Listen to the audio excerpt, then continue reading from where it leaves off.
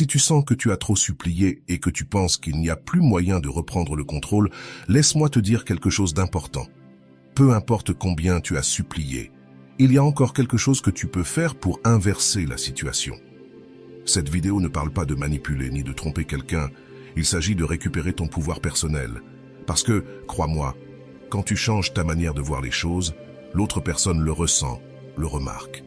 Et dans de nombreux cas, elle revient.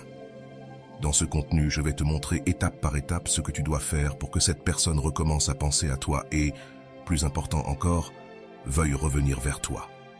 Et non, il ne s'agit pas de jeu psychologique ni de tactique de manipulation. Ici, nous parlerons de quelque chose de bien plus puissant, la dignité émotionnelle et le pouvoir du détachement.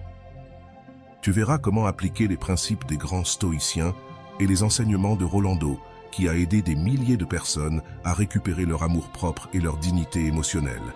Si tu restes jusqu'à la fin, je te promets que tu comprendras comment, peu importe si tu as trop supplié, il y a encore un moyen de reprendre le contrôle. Peu importe si l'autre personne t'a laissé en vue, t'a ignoré ou même t'a méprisé.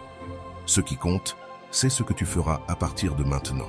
Ce que tu apprendras aujourd'hui te donnera la clarté nécessaire pour récupérer ta dignité, ta paix mentale et ton pouvoir personnel.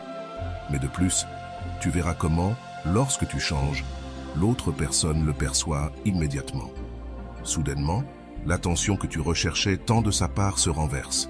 Et c'est cette personne qui commence à penser à toi. Ce n'est pas de la magie, c'est du contrôle émotionnel. Quand tu contrôles ton esprit, tu contrôles ton monde. Et aujourd'hui, tu apprendras à le faire. T'es-tu déjà demandé pourquoi, quand tu poursuis quelqu'un, cette personne s'éloigne de plus en plus? La réponse se trouve dans l'une des lois émotionnelles les plus puissantes qui existent. La loi de la rareté émotionnelle. Plus tu es disponible, moins tu as de valeur. Mais quand tu deviens rare ou difficile à obtenir, l'esprit de l'autre personne ne peut s'empêcher de le remarquer. Ce principe n'est pas nouveau, les grands stoïciens l'ont enseigné il y a des siècles. Épictète disait « Ce n'est pas l'objet qui a de la valeur, c'est la perception qu'on en a ». Et voici la clé.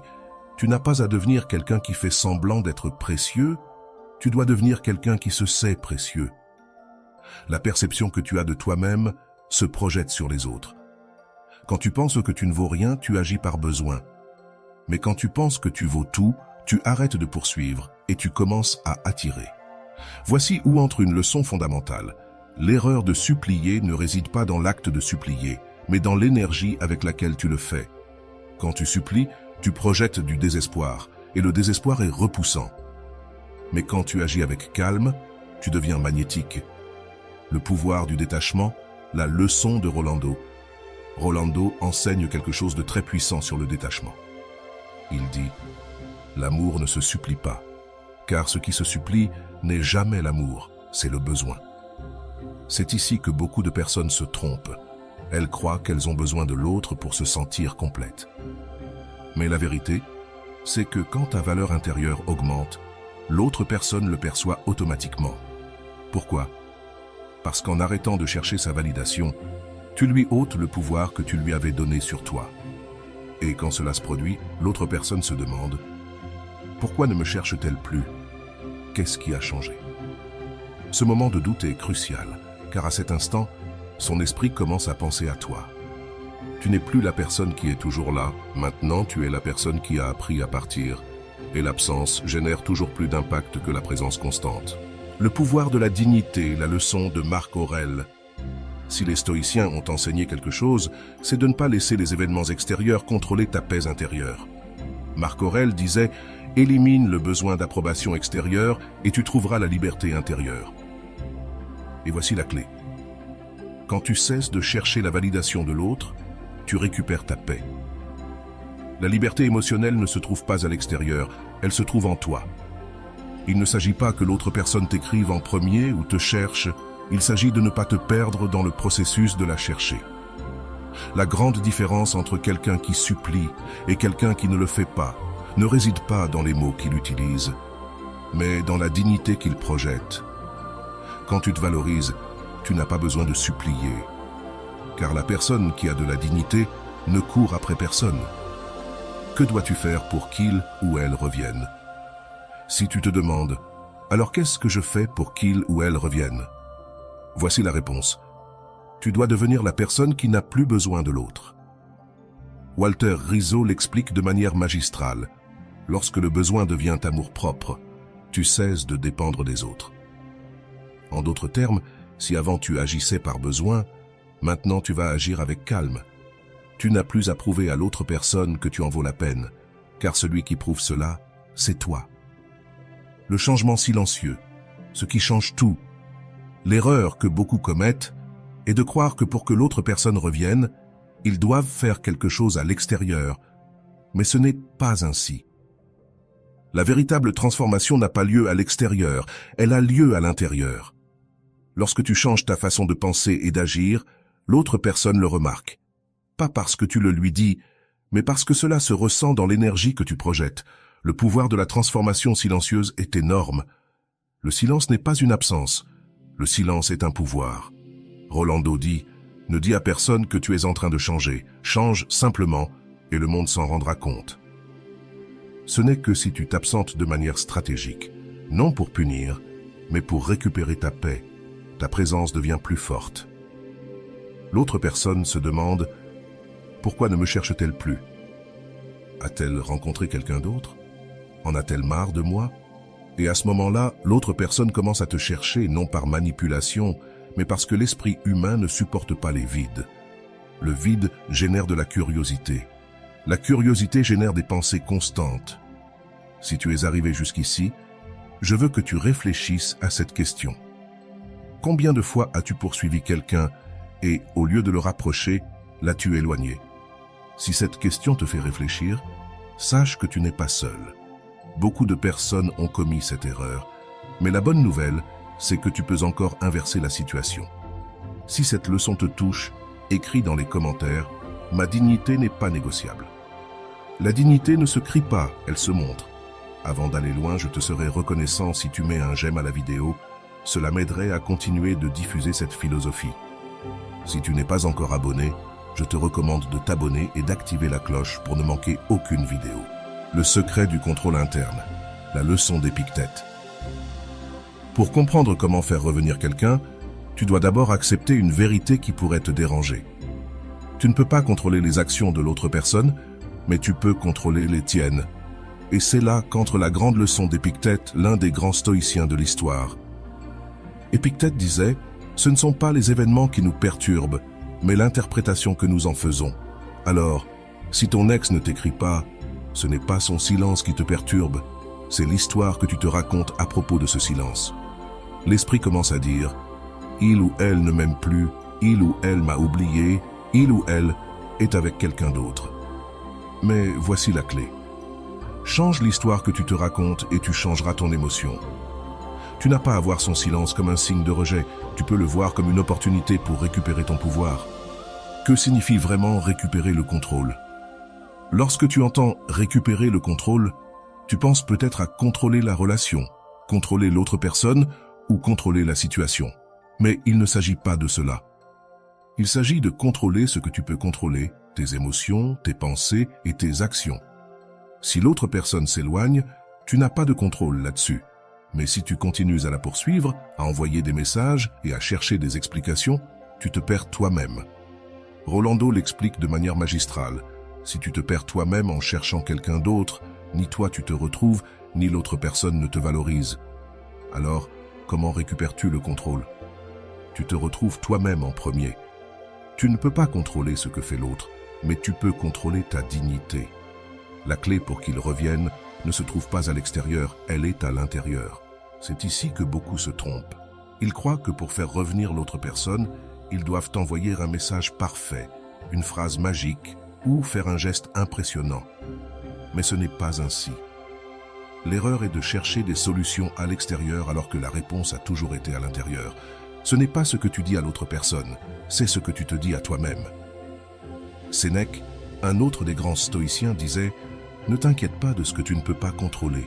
Occupe-toi de ce qui est entre tes mains. » Ce qui est entre tes mains, ce n'est pas l'attention de l'autre personne. Ce qui est entre tes mains, c'est ta présence, ton silence et ta dignité. Il y a quelque chose qui change tout. La dignité se ressent quand quelqu'un remarque que tu ne poursuis plus, que tu n'expliques plus, que tu ne quémandes plus. Ils commencent à penser à toi sans arrêt, non pas par manipulation, mais parce que le cerveau humain ne supporte pas les vides. Et quand tu t'absentes de manière stratégique, l'autre personne ressent ce vide. Le pouvoir du silence, la technique de la pierre grise. C'est l'une des techniques les plus puissantes que Rolando enseigne. La technique de la pierre grise consiste à devenir une présence inaltérable, inexpressive et imperturbable. Imagine une pierre grise. Elle ne bouge pas, ne réagit pas, ne s'altère pas. C'est exactement ce que tu dois faire avec tes émotions. Quand l'autre personne essaie de te faire réagir, tu restes comme une pierre grise. Rolando dit, quand quelqu'un n'obtient pas de réaction de ta part, son esprit s'active. La curiosité est plus puissante que l'attention constante. Quand tu es toujours là, quand tu réponds toujours, l'autre personne s'habitue. Mais quand soudainement tu arrêtes de réagir, quelque chose s'active dans son esprit. Il commence à se demander pourquoi elle ne réagit pas. Elle en a marre de moi? Elle a trouvé quelqu'un d'autre? C'est le moment crucial, car lorsque cette curiosité s'active, l'autre personne commence à penser à toi de façon constante. Et ce n'est pas parce que tu le lui demandes, mais parce que l'absence, bien appliquée, crée un vide dans son esprit. La technique du détachement émotionnel. Le mot détachement peut paraître froid, mais en réalité, le détachement est de l'amour-propre. Il ne s'agit pas de ne pas se soucier de l'autre personne, il s'agit de te soucier plus de toi-même. Un autre Rizzo dit quelque chose de très puissant. Le détachement, ce n'est pas ne pas aimer, c'est aimer sans souffrir. L'erreur que beaucoup de gens commettent est de confondre l'amour avec le besoin. L'amour ne poursuit pas le besoin. Oui, quand tu poursuis, tu n'aimes pas, tu as besoin, et le besoin se remarque toujours. Le détachement, c'est apprendre à vivre avec le vide émotionnel sans désespérer.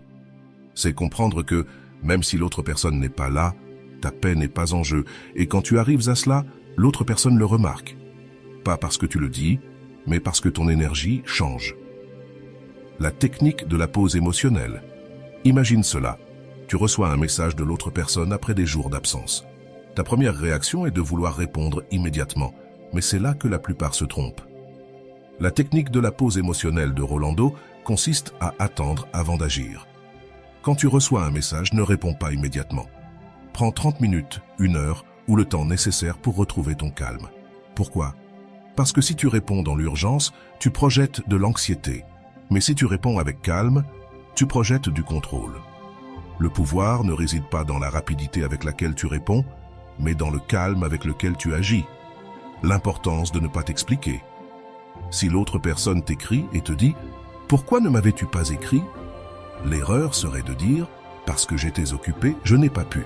La dignité ne s'explique pas. Tu n'as pas à justifier ton absence, car la dignité ne se mendie pas, elle se prouve.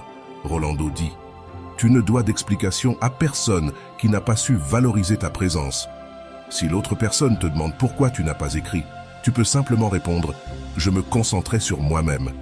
Il n'est pas nécessaire de donner plus de détails.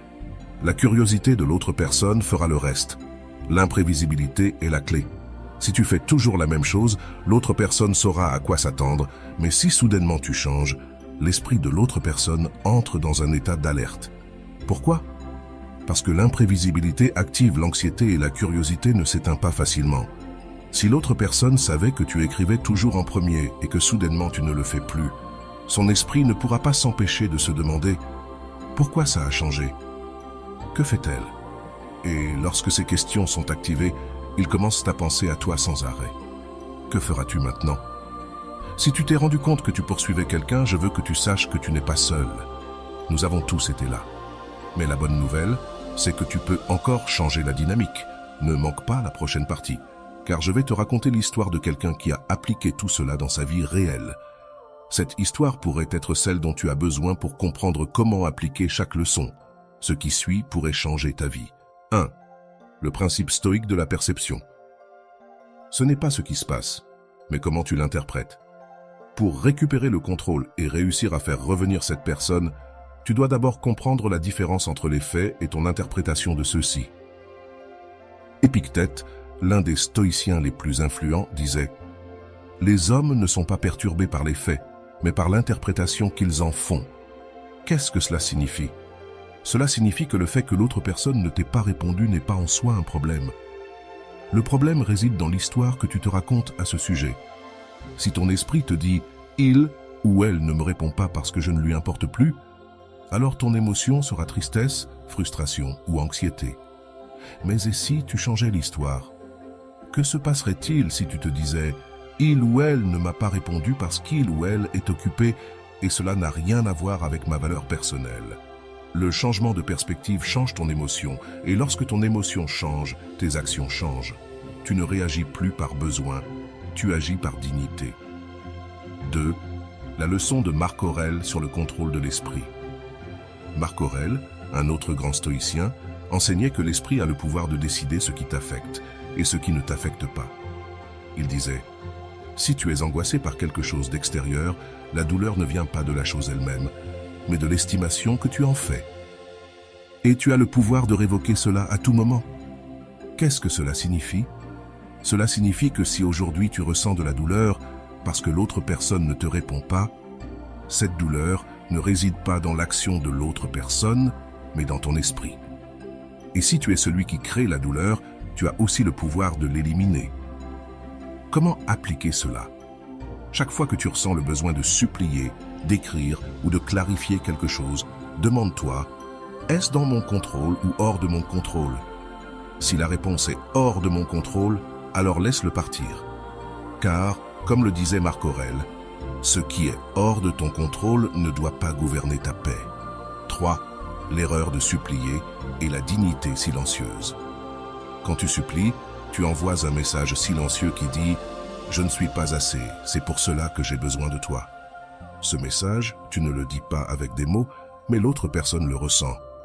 La dignité ne s'explique pas, elle se montre. Rolando dit « La dignité ne se supplie pas, la dignité se montre par le silence. Le silence n'est pas l'absence, c'est présence stratégique.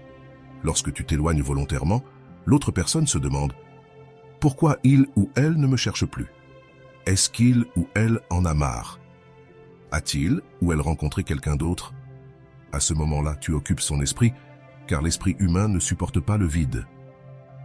4. Le pouvoir de l'absence stratégique. Pour récupérer quelqu'un, tu n'as pas à le poursuivre. Ce que tu dois faire, c'est l'opposé, t'éloigner. Pas disparaître complètement, mais créer un vide émotionnel que l'autre personne ne peut ignorer. Lorsque tu es toujours disponible, ta présence est prise pour acquise. Mais lorsque tu cesses d'être présente de manière soudaine, ce vide devient une pensée constante dans l'esprit de l'autre personne. Walter Rizzo l'explique magistralement. Quand quelqu'un te prend pour acquis, la valeur de ta présence diminue. Mais quand tu t'absentes, elle se réactive parce que l'esprit ne supporte pas la sensation de vide. 5. La technique de la pause émotionnelle. Imagine cela, tu reçois un message de l'autre personne après plusieurs jours. Ta première réaction est de répondre immédiatement, mais cette impulsion est ton ego qui crie, pas ta dignité. La technique de la pause émotionnelle de Rolando consiste à attendre avant d'agir. Ne réponds pas immédiatement, prends 30 minutes, 1 heure ou le temps qu'il te faut pour retrouver ton calme. Pourquoi? Parce que si tu réponds avec urgence, tu projettes de l'anxiété. Mais si tu réponds avec calme, tu projettes du contrôle. Le calme, c'est du pouvoir, et l'autre personne ressentira cette différence. 6. Ne donne pas d'explication.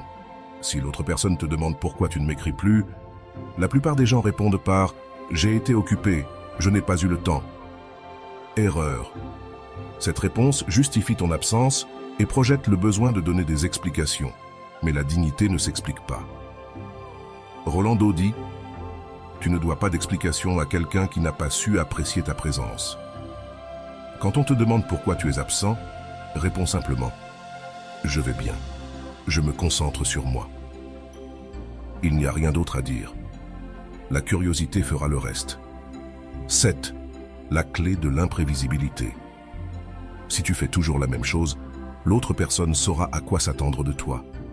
Mais si tu changes ton comportement de manière inattendue, son esprit entre en état d'alerte. Pourquoi? Parce que L'imprévisibilité active la curiosité, et la curiosité génère des pensées constantes. Si avant tu envoyais « bonjour » tous les jours et que soudainement tu arrêtais de le faire, l'autre personne se demandera pourquoi il ou elle ne m'écrit plus, il ou elle est avec quelqu'un d'autre. Rolando enseigne que l'imprévisibilité ne consiste pas à jouer, mais à ne pas être prévisible. L'esprit ne s'accroche pas à ce qui est prévisible, mais ne peut pas se détacher de ce qui est inattendu. 8. Le pouvoir de ne pas avoir besoin de validation externe pour récupérer quelqu'un. D'abord, il faut cesser de chercher sa validation. Si ta valeur dépend de ce que l'autre personne te dit, tu mets ta paix entre ses mains. Épictète disait « Aucun homme n'est libre si sa paix dépend de la volonté d'un autre ». Lorsque tu cesses de chercher la validation de l'autre personne, ton énergie change. Et quand ton énergie change, l'autre personne le ressent. Que se passera-t-il après si tu appliques tout cela? Quelque chose d'incroyable se produira. L'autre personne commencera à te chercher, non par manipulation, mais parce que son esprit ne peut pas combler le vide. Elle t'enverra un message en te demandant « Ça va? Pourquoi tu ne me cherches plus ?» Ce message sera ton signal que tu as retrouvé le contrôle, mais cette fois, tu ne répondras pas avec urgence, tu répondras avec calme. Que feras-tu maintenant? Si tu es arrivé jusque-là, je veux que tu réfléchisses à cette question. Que se passerait-il si, à partir d'aujourd'hui, tu décidais d'arrêter de courir après et commencer à contrôler ta paix? Si cette idée résonne en toi, je veux que tu laisses en commentaire la phrase « Ma dignité n'est pas négociable ». Jour 1. L'obsession commence. Camila regardait son téléphone pour la 10e fois de la dernière heure. L'anxiété l'avait piégée. Sa dernière conversation avec Matteo s'était terminée par un « Ok, sec » et depuis, il n'avait plus rien écrit. « Il doit être occupé », se dit-elle tout en essayant de se convaincre qu'il n'y avait rien de grave. Mais après 30 minutes, son esprit a commencé à inventer des histoires. Est-ce qu'il parle avec quelqu'un d'autre? Peut-être que je ne l'intéresse plus.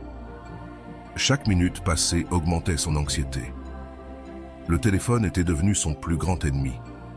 Elle regardait l'écran, mais il n'y avait pas de notification. Le besoin de lui écrire était si fort qu'elle ne pouvait penser à autre chose. « Je n'en peux plus, je vais lui écrire », dit-elle avec un mélange de colère et de désespoir. Elle prit son téléphone et écrivit « Salut Matteo, tout va bien? Je ne t'ai pas vu actif. » Elle envoya le message et dès qu'elle l'eut fait, elle regretta. Le sentiment de culpabilité l'envahit. Elle savait qu'elle n'aurait pas dû le faire, mais c'était trop tard. Jour 2, l'attente qui semble éternelle. Camila se réveilla avec un sentiment d'angoisse. La première chose qu'elle fit fut de vérifier son téléphone. Aucune réponse. « Ce n'est pas possible », murmura-t-elle en lui réécrivant. « Salut, ça va? Tu vas bien ?» Son esprit était en mode automatique. Elle savait que chaque message la faisait paraître plus désespérée, mais elle ne pouvait pas s'arrêter. Chaque minute d'attente semblait une éternité. 2 heures passèrent, rien. 5 heures passèrent, rien. Cet après-midi, Camila appela son amie Valeria. Il ne me répond pas. Je crois que j'ai tout gâché. Je lui ai écrit en premier et il n'a pas répondu. Valeria ne tarda pas à lui dire la vérité que Camila avait besoin d'entendre. Camila, arrête de lui écrire, plus tu insistes, plus tu t'éloignes de toi-même.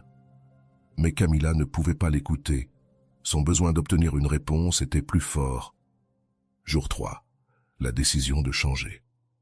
Cette nuit-là, alors qu'elle était allongée dans son lit, Camila ressentit un vide dans sa poitrine.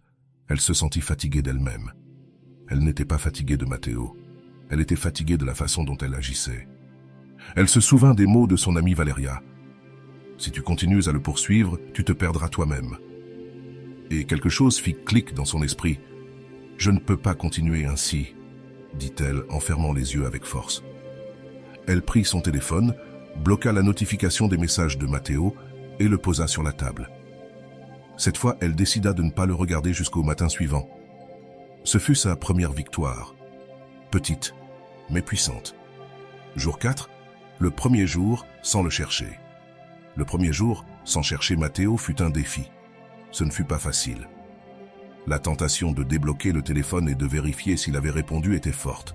« Allez Camila, tu peux le faire, tu n'as pas besoin de ça », se dit-elle. Pour occuper son esprit, elle décida de sortir marcher. Elle mit ses écouteurs et écouta une conférence de Rolando sur l'amour de soi. Une phrase resta gravée dans son esprit. L'amour de soi ne repose pas sur l'amour des autres, il repose sur la dignité que tu as avec toi-même. Cette phrase la fit pleurer. Elle se rendit compte que pendant longtemps, elle avait cherché l'amour à l'extérieur, alors qu'elle devait en réalité le chercher en elle-même. Jour 6. La résistance à la tentation. Au 6e jour, Camila avait déjà appris à contrôler l'anxiété. Le premier instinct que de lui écrire était toujours là, mais cette fois, elle n'agissait pas. Chaque fois que l'envie de lui écrire la frappait, elle appliquait la technique de la pause émotionnelle. Elle comptait 30 minutes avant de prendre toute décision, et presque toujours, à la fin de ces 30 minutes, l'urgence disparaissait. Rolando enseigne que la pause émotionnelle est l'une des techniques les plus efficaces pour contrôler l'anxiété. Si tu attends avant d'agir, tu agiras depuis le calme, et non depuis l'urgence. Et c'est exactement ce que fit Camila. Elle n'était plus une femme qui réagissait impulsivement. Maintenant, elle était une femme qui décidait depuis le calme. Jour 8, l'absence commence à se faire sentir. Tandis que Camila retrouvait son calme, quelque chose commença à se passer de l'autre côté. Matteo commença à remarquer son absence. À 21h17, le téléphone de Camila vibre. C'était Matteo. « Salut, tout va bien ? Ça fait des jours que je n'ai pas de nouvelles. » Camila regarda la notification, mais cette fois, elle ne ressentit pas l'urgence de répondre immédiatement. Sa dignité était intacte. « Je réponds demain, » se dit-elle. Cette fois, elle avait le contrôle. Jour 9, l'effet de l'imprévisibilité. Lorsque Camila répondit enfin, elle le fit calmement. Elle n'expliqua pas son absence, ne justifia rien. Elle écrit simplement « Tout va bien, Matteo, merci de demander, rien de plus. » Et ça suffisait. Il n'y eut pas d'explication, pas d'excuse, juste une réponse brève. Matteo resta là à regarder le message. Il ne comprenait pas ce qui avait changé chez Camila. Avant, c'était elle qui écrivait en premier, qui expliquait tout. Mais maintenant, c'était la femme qui n'avait pas besoin de donner d'explication. Et cette différence se fit ressentir. Jour 10. La nouvelle version de Camila. Après ce jour, tout changea. Elle n'était plus la même Camila qui poursuivait. Maintenant, elle était devenue quelqu'un qui savait attendre. Mais elle n'attendait pas l'autre personne. Elle attendait pour elle-même. Pour la première fois, Camila sentit que sa dignité n'était plus en jeu. Peu importe si Matteo répondait ou non, car maintenant sa paix ne dépendait plus de lui. Épictète disait « Si tu contrôles ton esprit, tu contrôles ton monde. » Et c'est exactement ce que fit Camila. Elle ne contrôlait pas Matteo, elle contrôlait son esprit. Le jour 11, le retour de Matteo. Camila avait commencé à se sentir bien dans sa peau. Le contrôle qu'elle avait sur son anxiété était évident. Elle ne ressentait pas le besoin d'écrire à Matteo, mais comme cela arrive dans ces cas-là, juste au moment où tu te sens en paix, la vie te met à l'épreuve. À 10h23, pendant qu'elle vérifiait ses mails, son téléphone vibra. C'était Matteo. « Salut, comment tu vas ? Ça fait un moment que je n'ai pas de nouvelles. » Son cœur fit un bond. Pour la première fois, il écrivait sans qu'elle ait cherché à le contacter. Son premier réflexe fut de répondre immédiatement. Mais cette fois, elle se souvint de la leçon la plus importante. Ne réagis pas. Camila réfléchit d'abord. Elle appliqua la technique de la pause émotionnelle, pose son téléphone sur la table et respira profondément. Attendre lui sembla être une victoire.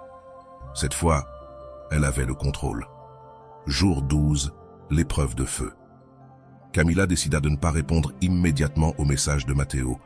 Elle se concentra sur sa routine quotidienne, travail, sport et temps pour elle-même. Mais son esprit ne lui facilita pas les choses.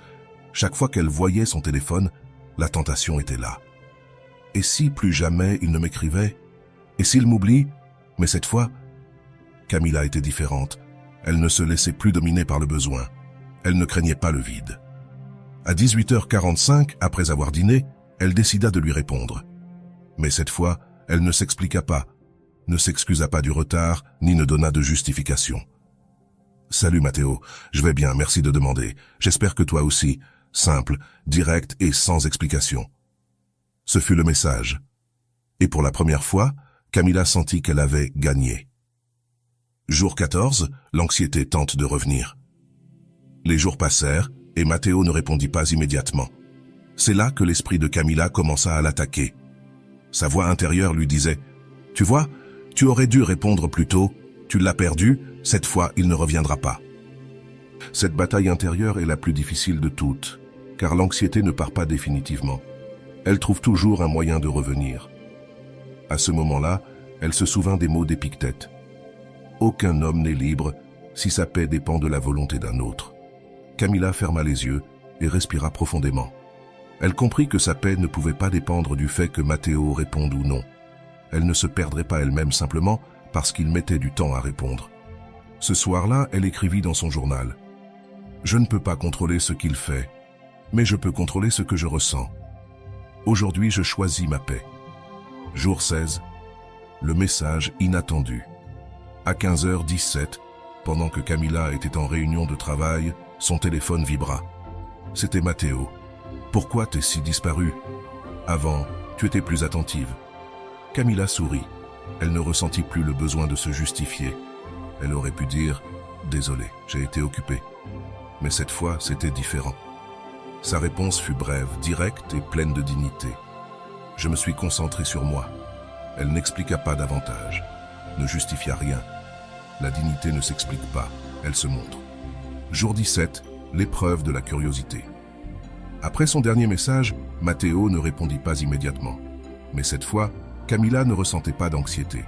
Elle avait compris que sa paix ne se négociait pas. Le lendemain matin, pendant qu'elle prenait son café, son téléphone vibra à nouveau. C'était Matteo. « Encore toi? Et sur quoi tu te concentres autant? Raconte-moi. » Camilla sourit. Elle savait ce qui se passait. Son absence avait éveillé la curiosité dans l'esprit de Matteo. La technique de la pierre grise fonctionnait. Rolando enseigne cette technique avec une phrase puissante. Quand tu ne donnes pas toutes les informations, l'esprit de l'autre se remplit de questions et les questions te ramènent toujours dans l'esprit de l'autre personne. Cette fois, Camilla décida d'appliquer cette technique au maximum en moi, Matteo, et elle n'a rien dit de plus. Le 18. Le silence stratégique. Camilla a décidé d'appliquer le silence. Elle n'a pas écrit, n'a pas répondu immédiatement et surtout n'a pas réagi. Pourquoi? Parce qu'elle a compris quelque chose de très important. Le silence n'est pas une absence, c'est une présence stratégique. Un autre risque dit que l'esprit ne supporte pas le vide. Quand quelque chose reste incomplet, l'esprit le remplit de pensées et c'est exactement ce qui a commencé à se passer avec Matteo. Le vin, la dignité ne se négocie pas. Matteo a écrit à nouveau, cette fois-ci, il a été direct. « Tu me rends confus, avant tu étais différente, qu'est-ce qui t'arrive ?» Camilla a su qu'elle avait gagné, il commençait à remarquer le changement. Elle n'était plus la même femme qu'il poursuivait, maintenant elle était la femme qui contrôlait sa dignité. Elle a décidé de ne pas répondre immédiatement, elle a attendu 2 heures avant d'écrire. « Les gens grandissent, Matteo, c'est tout. » Elle n'a pas dit plus. La dignité ne s'explique pas. Le 22, le changement complet. Maintenant, Camilla se sentait libre. Elle n'attendait plus la réponse de Matteo pour se sentir bien. Elle avait repris le contrôle de sa paix. Elle s'est regardée dans le miroir et s'est dit à elle-même « Je ne me perdrai plus jamais. » Déjà, Épictète disait « Si tu contrôles ton esprit, tu contrôles ton monde. » Et c'est exactement ce que Camilla a fait. Elle n'avait plus peur du vide parce qu'elle a compris que le vide ne se remplit pas avec une autre personne, il se remplit avec de l'amour-propre. Le 24, la décision finale.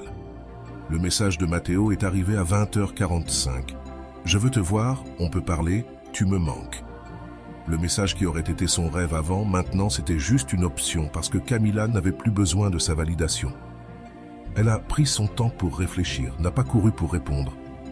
Pour la première fois, Camilla savait que sa paix passait avant tout.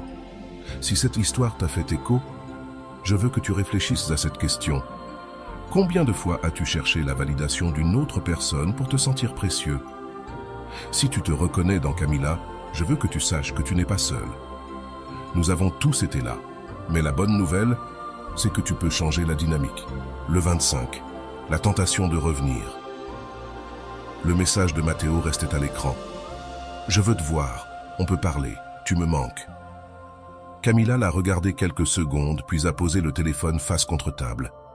Il n'y avait pas de hâte, pas d'urgence. Pour la première fois, elle n'a pas ressenti l'impulsion de répondre immédiatement. Cette fois, elle était en contrôle. Elle s'est levée, a préparé une tasse de thé et s'est assise sur la terrasse de sa maison. Le silence de la nuit l'accompagnait. Avant, ce silence l'aurait effrayée, mais maintenant c'était différent. Ce silence était la paix. « Je n'ai pas besoin de courir pour prouver quoi que ce soit », se dit-elle en respirant profondément. Elle se souvient de la phrase de Rolando. « Quand tu réponds depuis le calme, tu ne perds pas ton pouvoir, mais quand tu réagis depuis l'urgence, tu es un prisonnier de tes émotions. » Camilla a décidé d'attendre jusqu'au matin suivant pour répondre. Cette nuit-là, elle a dormi paisiblement. Le 26, la réponse depuis la dignité. À 10h45 le matin, après son petit déjeuner, Camilla a décidé de répondre à Matteo. Mais cette fois, elle ne l'a pas fait par besoin, elle l'a fait depuis le calme. Elle a pris son téléphone et a écrit « Salut Matteo, bien sûr, mais à propos de quoi ?»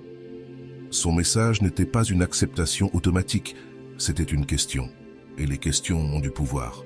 Quand tu poses une question, tu laisses la responsabilité du prochain mouvement à l'autre personne. Matteo a répondu rapidement « Je veux te voir, tu me manques, c'est tout ». Camilla a souri.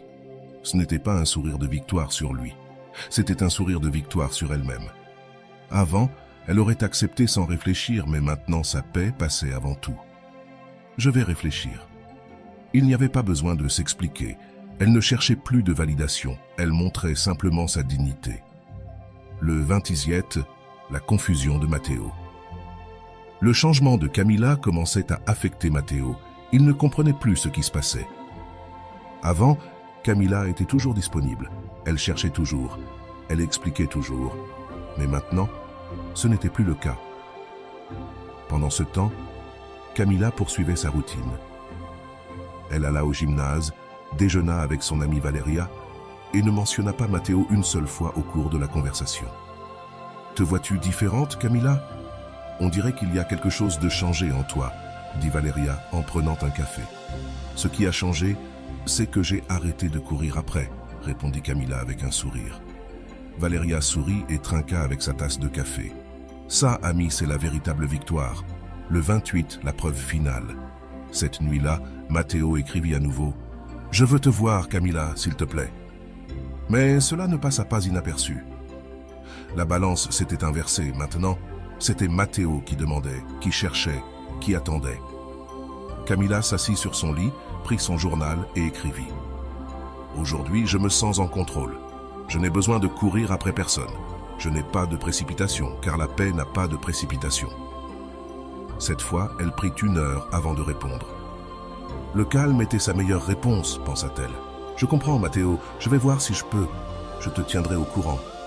Ce n'était pas une acceptation directe. Elle laissait la porte entrouverte, mais pas complètement. Cette fois, la décision lui appartenait, pas à lui. Le 30, la décision de Camilla. Camilla se leva avec une clarté qu'elle n'avait jamais ressentie. Elle n'était plus la même femme qui priait pour quelque chose. Un changement profond s'était opéré en elle, et sa paix n'était plus en jeu. Matteo n'était plus la source de son bonheur. Ce matin-là, en buvant son café, elle relut une phrase de son journal écrite quelques jours plus tôt. « Il ne s'agit pas de le faire revenir, il s'agit de ne pas me perdre pendant que j'attends. » Cette phrase se grava dans son esprit. Ce n'était pas de Matteo qu'il s'agissait, c'était d'elle. Le 31, la rencontre face à face. Camilla décide de voir Matteo. Mais cette fois, ce ne fut pas une décision impulsive, mais un choix réfléchi. Ils se rencontrent dans un café. Lorsque Matteo arrive, il la regarda différemment. Ce n'était pas la même Camilla qu'il se souvenait. Cette femme était calme, sûre d'elle, et son énergie disait tout. « Tu es bien, Camilla », dit Matteo avec un sourire nerveux. « Merci, je me sens bien », répondit-elle avec un sourire apaisant. Pendant la conversation, Matteo tenta de reprendre le contrôle.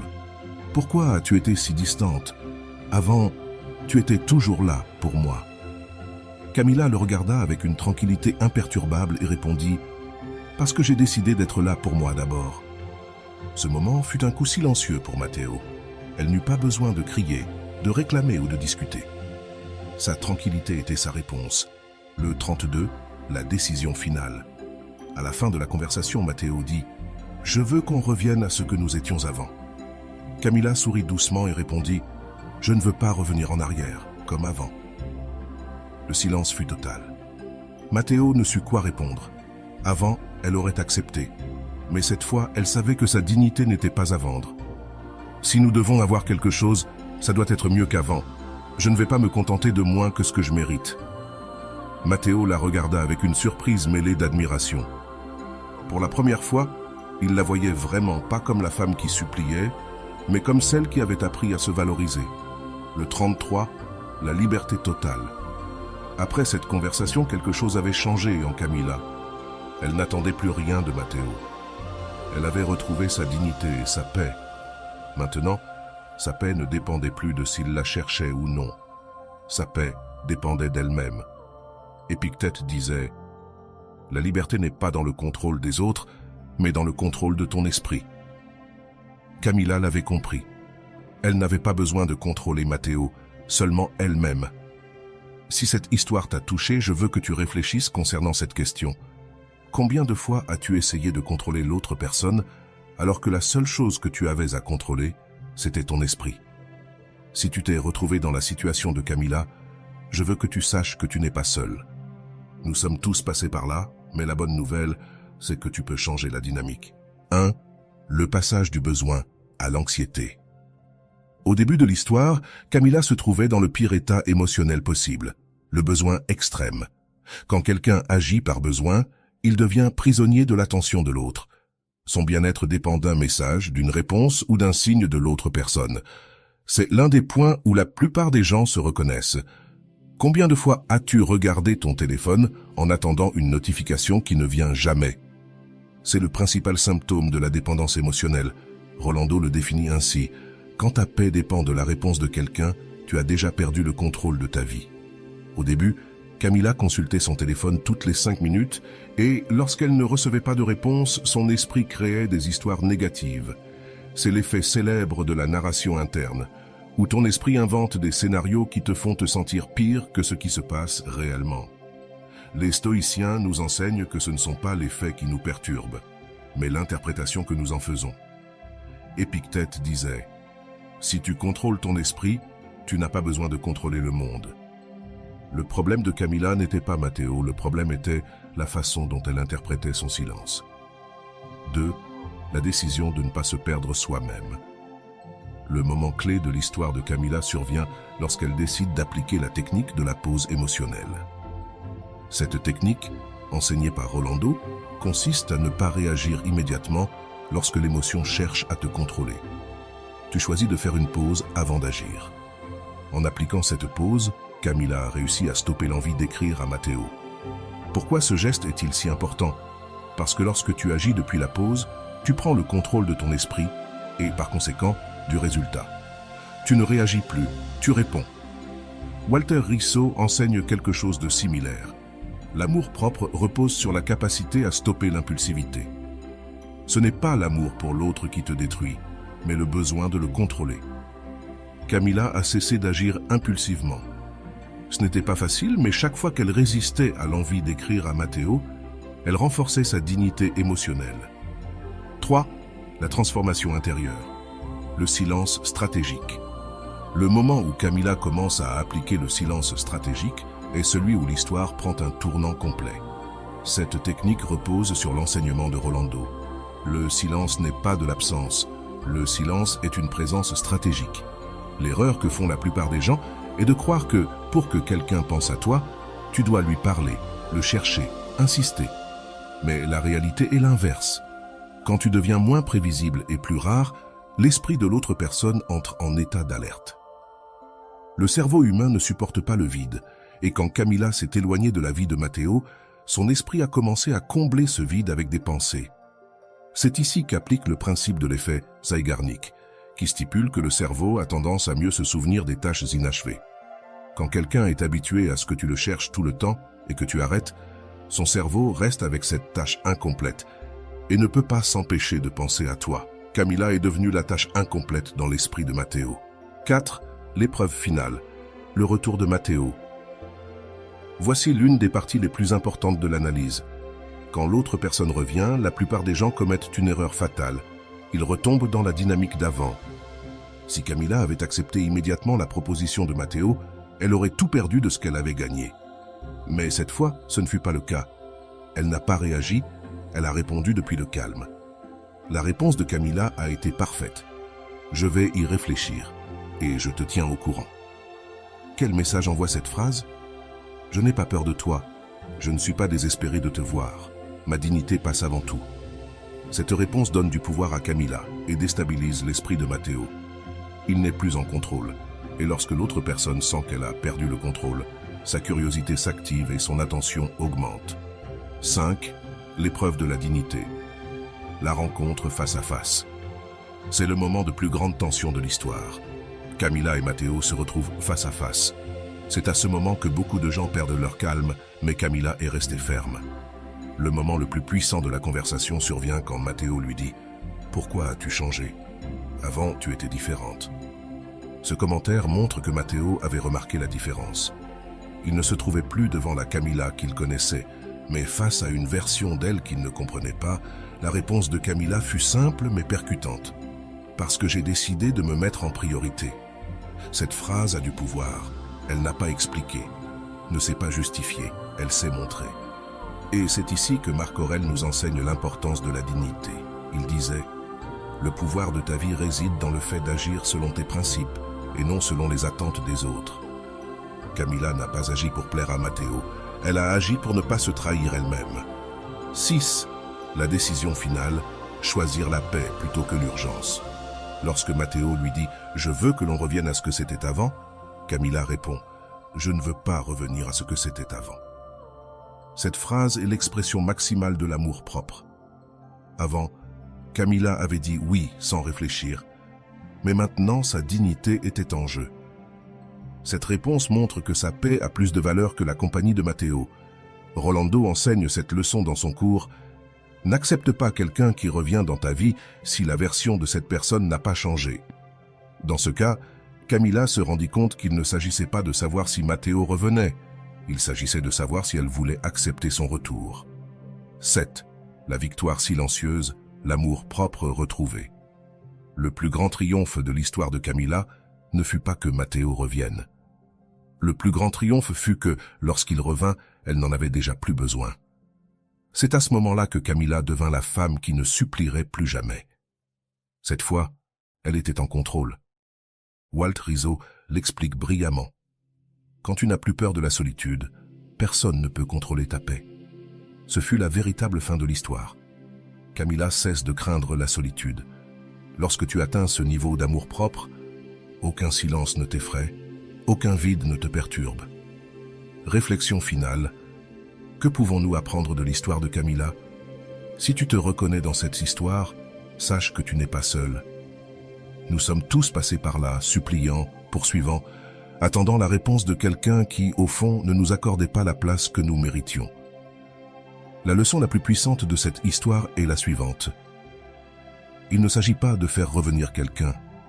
Il s'agit de ne pas te perdre toi-même en attendant. Et voilà, j'espère que vous avez trouvé beaucoup de valeur dans cette vidéo.